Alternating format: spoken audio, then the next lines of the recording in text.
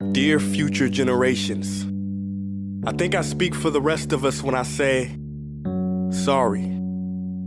Sorry we left you with our mess of a planet. Sorry that we were too caught up in our own doings to do something. Sorry we listened to people who made excuses to do nothing.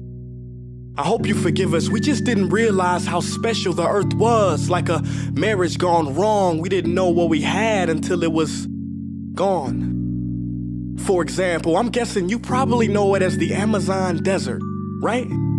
Well, believe it or not, it was once called the Amazon rainforest, and there were billions of trees there, all of them gorgeous. And oh, you don't know much about trees, do you?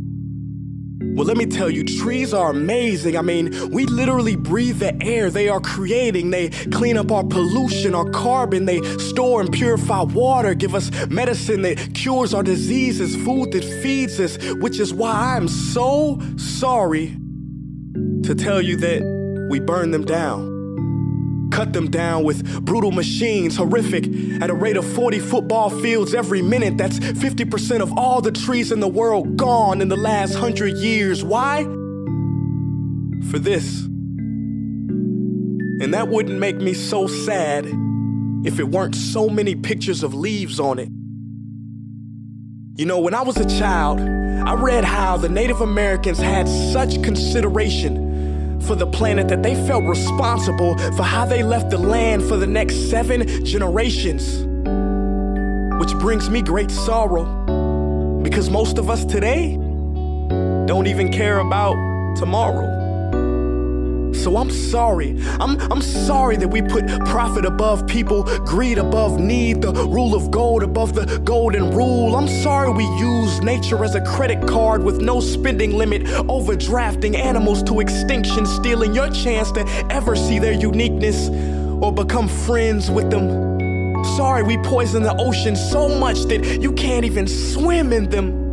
But most of all, I'm sorry about our mindset, 'cause we had the nerve to call this destruction progress. Hey Fox News, if you don't think climate change is a threat, I dare you to interview the thousands of homeless people in Bangladesh. See, while you were in your penthouse nestled, their homes were literally washed away beneath their feet due to rising sea levels. And Sarah Palin, you said that you love the smell of fossil fuels.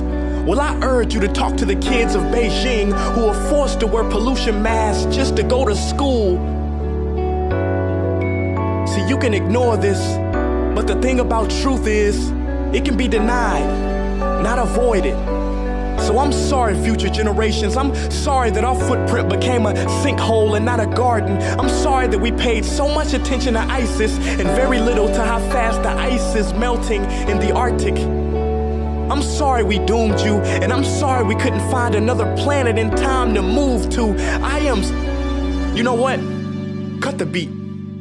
I'm not sorry. This future, I do not accept it, because an error does not become a mistake until you refuse to correct it. We can redirect this. How? Let me suggest that if a farmer sees a tree that is unhealthy, they don't look at the branches to diagnose it, they look at the root. So like that farmer, we must look at the root and not to the branches of government, not to the politicians run by corporations. We are the root, we are the foundation. This generation, it is up to us to take care of this planet. It is our only home. We must globally warm our hearts and change the climate of our souls and realize that we are not apart from nature, we are a part of nature. And to betray nature is to betray us. To save nature is to save us. Because whatever you're fighting for, racism or poverty, feminism, gay rights, or any type of equality, it won't matter in the least. Because if we don't all work together to save the environment, we will be equally extinct. Sorry.